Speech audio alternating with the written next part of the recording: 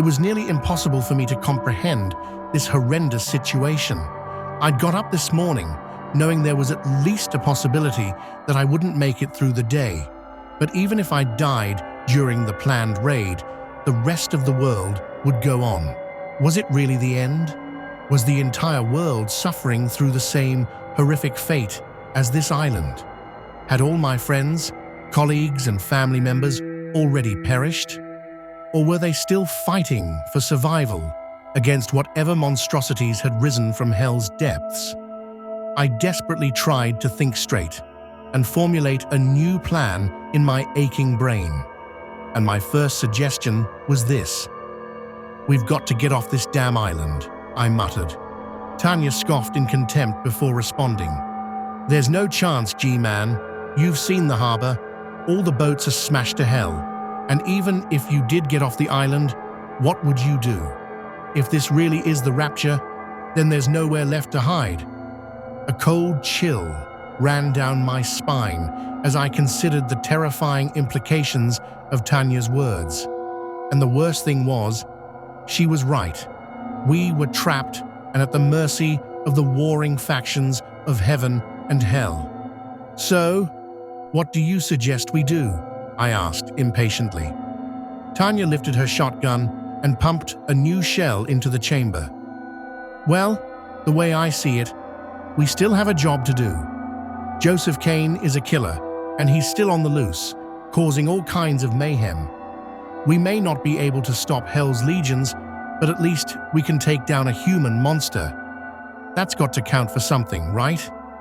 My first reaction was to laugh at the absurdity of the deputy's plan, but then I thought about her proposal, and weirdly, it started making sense to me. The world was going to hell, quite literally, and there was nothing I could do to stop this. The rapture was entirely outside of my control, but tracking down Joseph Kane, that was something I could do. "Okay," I eventually replied after a lengthy pause. "I'm on board. Where do you suggest we start?" "The lighthouse," Tanya replied confidently. "The people up there are potential allies. If we can win them over, then we'll have a small army at our command." I nodded my head, considering her plan. I'll admit that my pride almost got in the way. This morning, I'd been a federal agent in command of my own assault team, and now I was apparently taking orders from a part-time sheriff's deputy. But clearly Tanya had given this some thought, and she must be resilient to have survived this long. And besides, I didn't know the island as well as she did. The lighthouse people would be more likely to listen to Tanya, as she'd been their friend and neighbor for many years. And so, despite my reservations, I nodded my head in confirmation and said, "Okay then, deputy, I'll follow your lead." We exited the ghost town, and I followed Deputy Tanya as she led us up a coastal path for about 3/4 of a mile, and we quietly made our way to the lighthouse, whilst doing our best to avoid unwanted attention. On that score at least, we were successful, as the two of us walked the coastline without any further attacks or incidents. Yes, we observed the fierce storm on the horizon with frequent bursts of thunder and lightning, and we had to dodge the heavy waves as they struck the shoreline. From further inland, we heard the occasional blood-curdling scream or chilling roar, but thankfully, the demons assaulting the island let us be.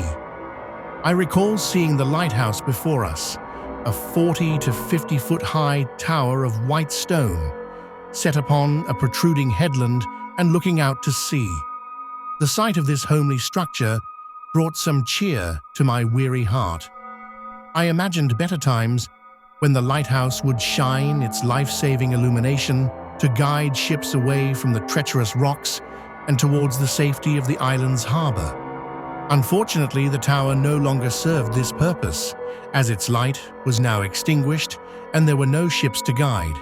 But in a way, the lighthouse still symbolized a beacon of hope, the last outpost of decency and goodness upon an island overrun by the forces of darkness.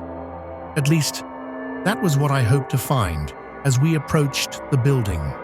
Although, the closer we came to the tower, the more I got the unpleasant feeling that something wasn't right. I guess Tanya had the same sixth sense, as she cocked her shotgun and proceeded with caution while we covered the last 100 meters.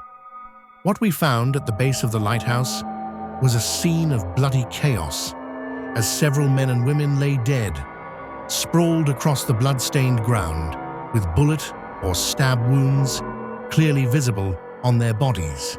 There were multiple corpses spread across the foreground, and more at the entrance to the tower. I noted how the white walls were riddled with bullet holes, and the door was smashed in. All this didn't bode well, but we proceeded inside regardless, hoping against hope to find some survivors on our side. But our hopes were in vain. As we climbed up the spiral staircase, we discovered yet more bodies. All had died violently, and we were forced to clamber over them to progress. And then we reached the top level and found the aftermath of a revolting massacre. 3 people of undeterminable age and gender had been brutally executed, with their bodies being mutilated after death. All 3 had been crudely decapitated, and their severed heads were not present at the scene. The stench of death and sight of blood and gore made me retch, and it was a struggle not to vomit all over the crimson-soaked floor. Tanya tried to hide it, but I could tell she was deeply distressed, and it took all her strength to keep it together. These victims had been her friends and neighbors after all. The deputy nevertheless took her time to examine the bodies one by one, composing herself before she turned and spoke to me in her characteristically composed voice. "Okay, G-Man, the good guys are dead, and so's our original plan of action. Time for Plan B, I guess?" I raised my eyebrows in near disbelief. "Plan B?" I exclaimed. "Just look at this place. Surely we're totally fucked."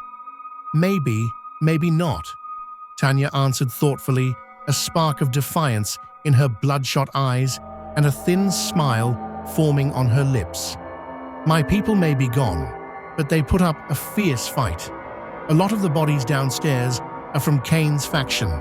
He won, but his army is greatly reduced, and he won't expect any further resistance. We still have a chance to take those fuckers out." I could hardly believe what I was hearing. "Are you crazy?" I asked. "If we attack their base, we'll be outnumbered and outgunned, and that's assuming we even make it that far. Hell, those demons will probably rip us apart long before we get there." Tanya's grin widened, and I swore I could see a madness in her intense gaze. "Sure, odds are we won't make it, but we're both doomed anyway, so at least we can go down in a blaze of glory. God hates a coward, that's what my daddy used to say." The deputy was insane. I was sure of that now. All this anarchy, violence, and death had surely pushed her over the edge. And yet, I found it impossible to argue with her twisted logic. And it's not like I had any plans other than to sit and wait for my maker to take me. If I only had a short time left to live, I might as well use it to dish out some justice to those who undoubtedly deserved punishment. And so I nodded my head in agreement, committing to following Tanya just a little bit further, along a path which would likely lead to my violent death. We survived our trek across the island, but the hike was anything but tranquil. Tanya deliberately kept us off the roads as we sought to avoid unwanted attention. We must have trudged for 2 or 3 miles along a waterlogged mud pathway, all the time anxiously watching the skies above us. Nevertheless, it didn't take long for the winged demons to find us. I spotted the first red dot descending from the dark skies, quickly followed by a second, third, and fourth. I shouted a warning to my companion, and we both dropped down on one knee and aimed our weapons upwards. But before long, there were many harpies descending upon us, at least 24 by my count. And the murderous pack soon came closer, their ravenous black eyes and salivating, fang-filled jaws now clearly visible. I experienced a cold chill of terror, but also an acute anger because I thought our end was nigh. We were caught out in the open, you see, with nowhere to hide. And even our combined firepower wouldn't be enough to take them all out. Glancing across at Tanya, I saw a hint of fear underneath her otherwise steely appearance. But the deputy wasn't for giving up, and I was committed to fighting by her side to the bitter end. We both readied our guns and waited for the vile harpies to come into range, but they only came so far before halting their descent. Tanya and I were sitting ducks, but the winged demons didn't press home their advantage. Instead, they circled menacingly about 50 foot above us, cackling and wailing, but not attacking. I wondered why this was, and the conclusion I came to was not a good one. I reckoned the harpies were being held back from tearing us apart by an even more powerful and malicious entity, and I imagined this unseen monstrosity had other plans for the two of us. I was terrified, but didn't voice my concerns to Tanya, as I noticed how she seemed uncertain for the first time since I'd met her. "What should we do?" she asked me, having to shout to be heard over the hellish din. "We keep going," I shouted back firmly, and my display of confidence seemed to have the desired effect, as Tanya nodded her head in agreement, and we moved forward. The harpies continued to follow us during the rest of our miserable trek, their high-pitched shrieks only adding to the extreme tension as we prepared for battle. Tanya was good to her word on the location of Cain's hellish faction, as they were holed up inside the island's only functioning tavern, a rundown bar with peeling paint and a worn-out sign over its front door. We heard the criminals before we saw them, noting their loud and raucous celebrations and cheers. Slowly moving into position, Tanya and I crept over to the bar's window to clandestinely observe the scene inside. The occupants appeared to be having an impromptu party, and all were clearly intoxicated. I counted 4 in total, 2 men and 2 women.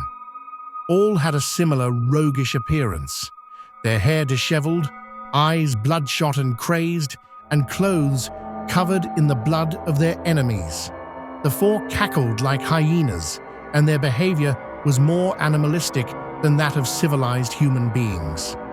I noted how their weapons, pistols and machetes, were close at hand, but clearly they were not expecting an attack, as they passed a whiskey bottle back and forth, drinking excessively as they sniggered hatefully.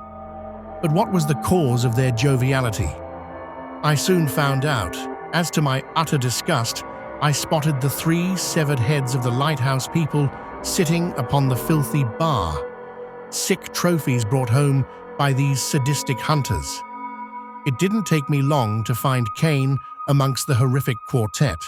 I recognized the killer from his mugshot, noting his dark complexion and intense predatory eyes as he held court over his fellow murderers and led the sickening celebrations. With these observations made, I glanced over at Tanya and saw she shared my disgust at this macabre display, her face now red with fury. "Let's do this," I whispered. And a moment later, we retreated from the window, readying our guns before we kicked in the barroom door and confronted the human monsters inside.